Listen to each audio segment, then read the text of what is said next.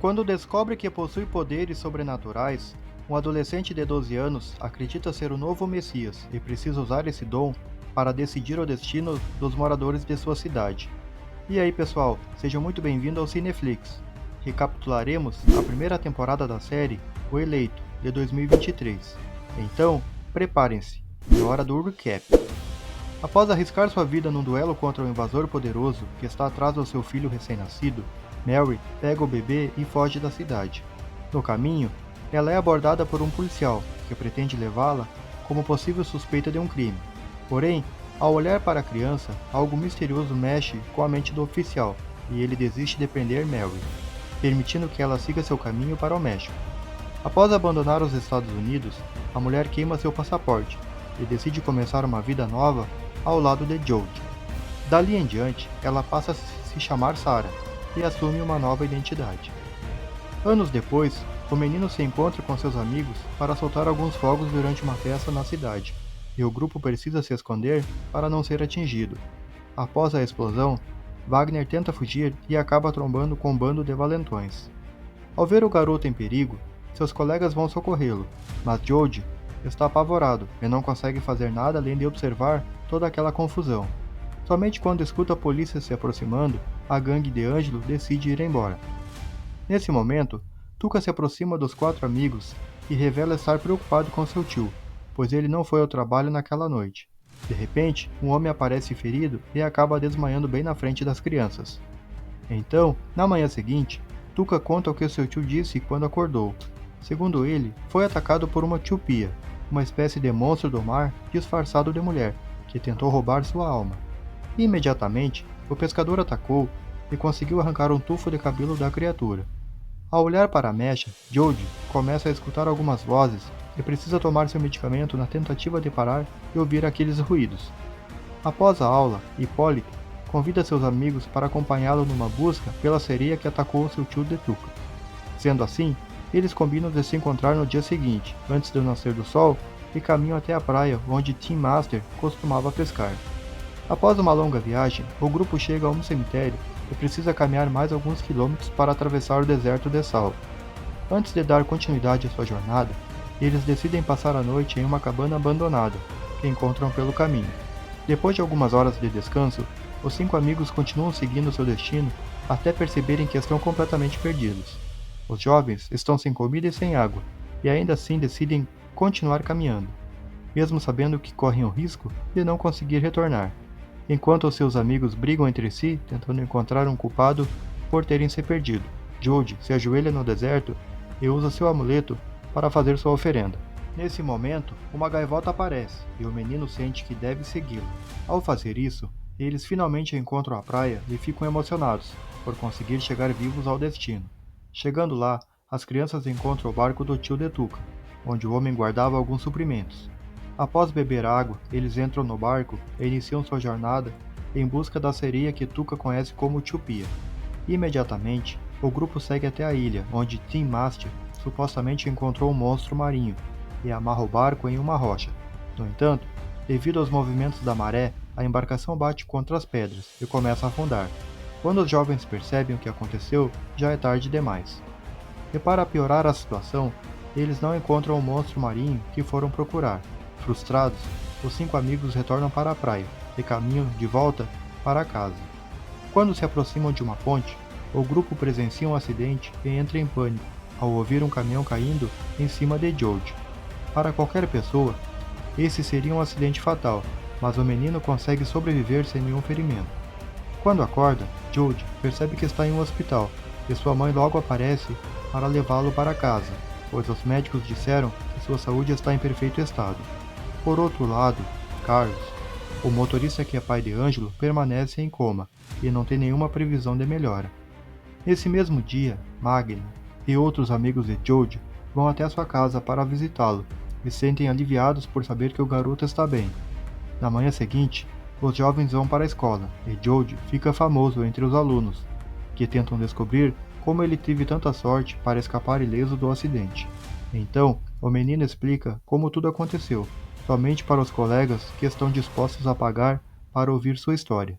Animado com a possibilidade de usar o acidente para ganhar dinheiro, Jodie decide montar uma barraquinha com a ajuda de Wagner e Hipólito, onde vendem alguns objetos velhos que, segundo ele, darão muita sorte aos usuários.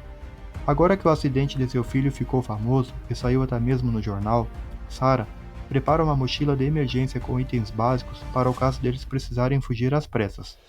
Naquela noite, a mulher vai conversar com Jodie e alerta o menino para prestar atenção se ver ou ouvir algo suspeito. Sarah revela que o pai de Jodie morreu quando ele ainda era um bebê, e desde então a família paterna tem tentado roubar sua guarda. Por conta disso, eles passaram uma grande parte de sua vida fugindo e precisam continuar atentos, pois as pessoas que querem encontrar o menino nunca desistirão de procurá-lo.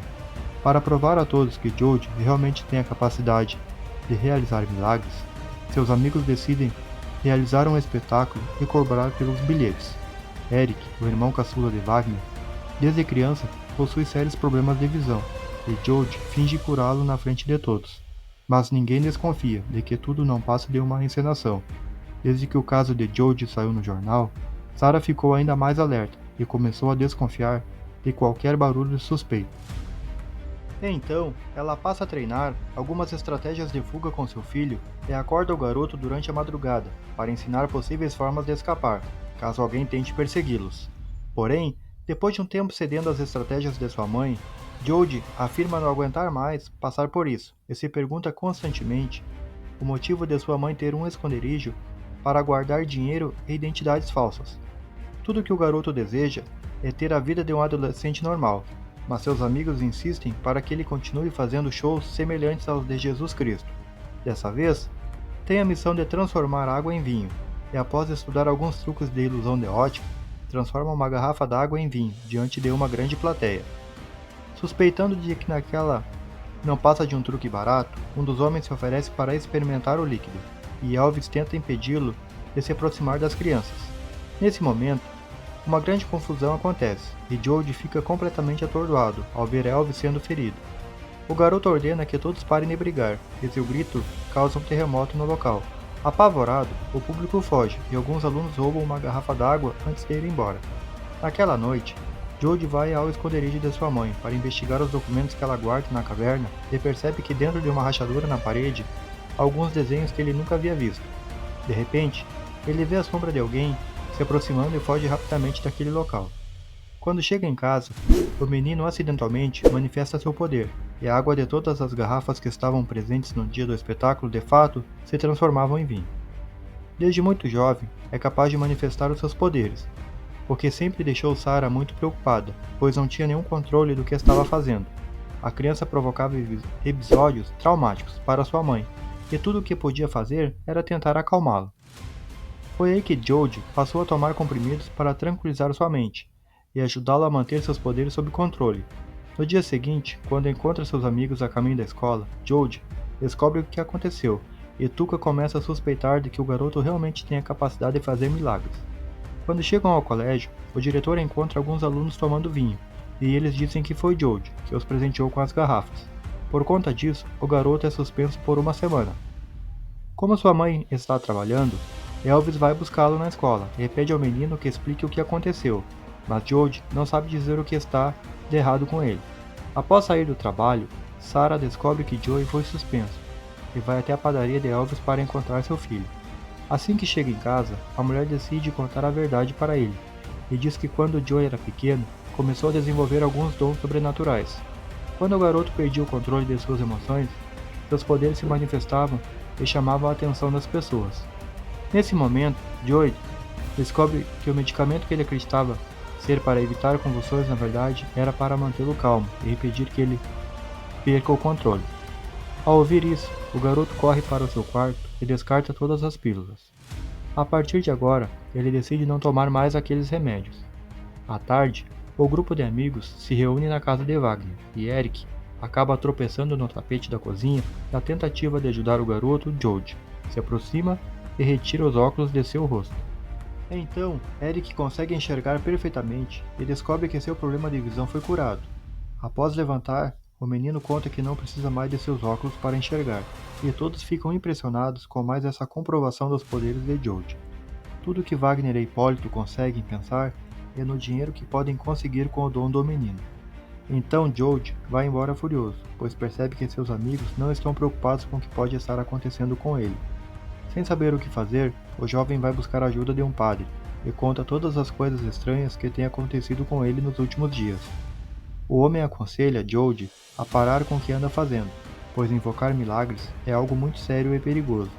George sabe que de todos os seus amigos, Magna é a única realmente que está preocupada com ele.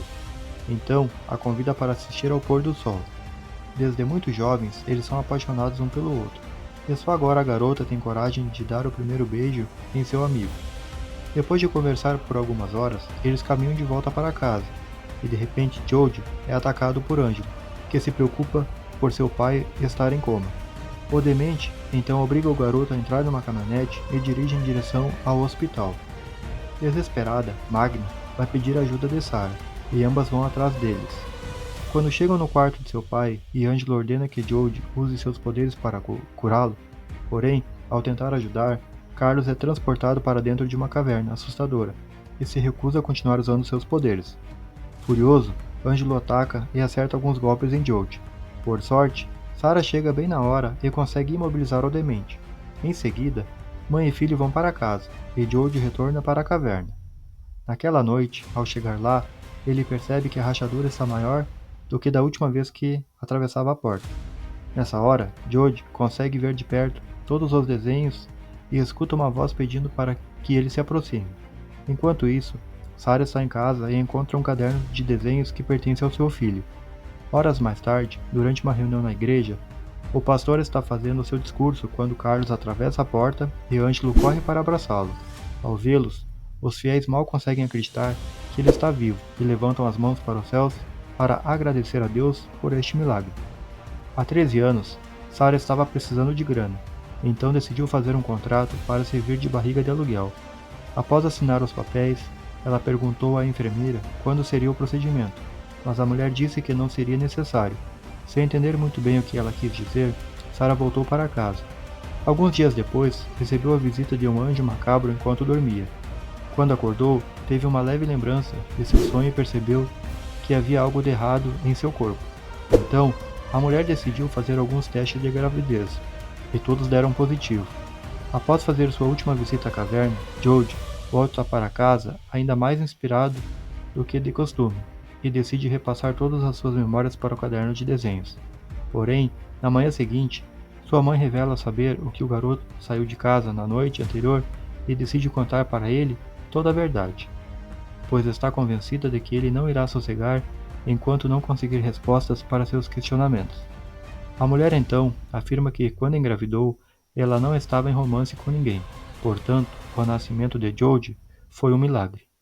Ao descobrir que não tem um pai, o menino fica apavorado e não sabe se consegue acreditar no que sua mãe está dizendo. De repente, um grupo de religiosos se aproxima da casa, e o padre Cruz diz que eles foram até lá para ver George, pois o menino salvou a vida de Carlos. Furiosa com toda aquela exposição, Sarah ordena que todos vão embora e começa a arrumar suas malas para abandonar Santa Rosália. No entanto, George afirma que não irá com ela, pois não acredita mais nas palavras de sua mãe. Desde pequeno, a mulher diz que eles estão fugindo da família do pai do garoto, e agora ele descobre que não tem nenhum pai. Em vez de ajudar o seu filho a encontrar respostas, Sarah deixou-os ainda mais confusos e fez com que George se sentisse enganado. Para não ser obrigado a partir, o menino decide fugir e usa sua bicicleta para se locomover pela cidade. No caminho, ele é abordado pelos moradores que pedem ao garoto para realizar milagres e curar seus parentes que estão doentes. Dentre essas pessoas está um homem surdo que pede para ser curado e se ajoelha na frente do garoto. Compadecido pela dor daquele desconhecido, George decide ajudá-lo e de fato consegue fazer com que ele recupere sua audição. Nesse momento, todas as pessoas se reúnem ao redor do garoto para abraçá-lo. Então, Magda percebe o que está acontecendo e consegue fugir com seu amigo. Juntos, eles vão para a escola e descobrem que a mãe do diretor está muito doente. Sendo assim, o trio decide ir até a casa de Hernandes, e George se oferece para ajudar. Porém, ao invés de curar a doença da idosa, tudo o que ele consegue fazer é tirar o seu medo da morte e permitir que ela vá em paz para o outro mundo. Na manhã seguinte, Lemuel vai entrevistar os doentes que foram salvos pelo menino milagroso, e descobre que Carlos, apesar de vivo, não está nada bem. Enquanto isso, os religiosos da cidade se reúnem à beira de um lago para prestar sua homenagem a Jode e compartilhar seus testemunhos, acreditando que Jode é o novo salvador da humanidade. O pastor Cruz diz que planeja construir um templo para ele e afirma que irá acompanhá-lo de perto. Durante a noite, quando todos os fiéis retornam para suas casas, Lemuel finalmente consegue uma oportunidade para falar com Jode, que se apresenta como um especialista em casos como o dele. O homem então decide fazer um experimento com o garoto, no qual ele deveria apontar o objeto antigo que pertence a um dos seguidores de Jesus, e confirma que Jode realmente possui um dom sobrenatural.